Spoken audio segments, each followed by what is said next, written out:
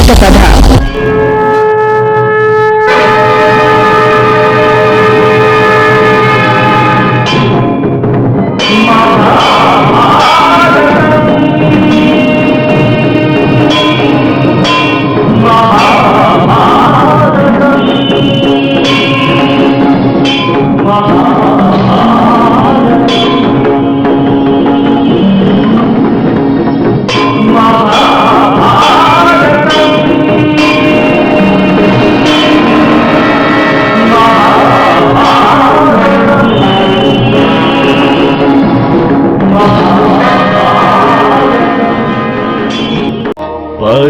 परित्राणाय साधूनां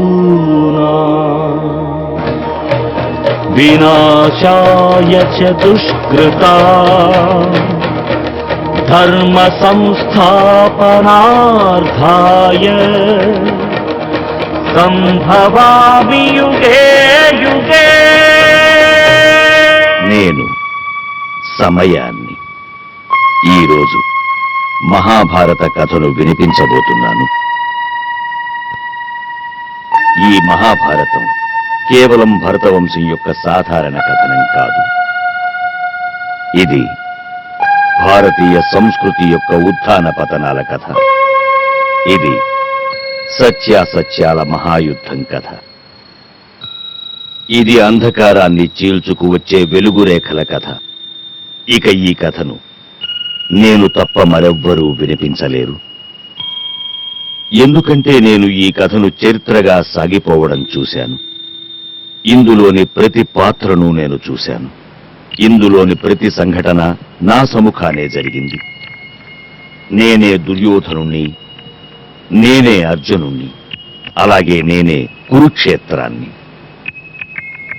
ఎందుకంటే మహాభారతం కూడుతున్నా విడిపోతున్న బాంధవ్యాలను, వాటి ఆధారంగా జీవన సాగరాన్ని మథించి జీవన తత్వ సత్యాల అమృతాన్ని వెలికి తెచ్చే కథ. ఇక ఈ పోరాటం ప్రతి యుగము తమ తమ కురుక్షేత్రాల్లోకి తేవాల్సి వస్తుంది. ఎందుకంటే ప్రతి యుగంలోని సత్యానికి వర్తమానంలోని అసత్యంతో పోరాడాల్సి వస్తుంది. ఇక నేనున్నంత వరకు ఈ మహాయుద్ధం సాగుతూనే ఉంటుంది.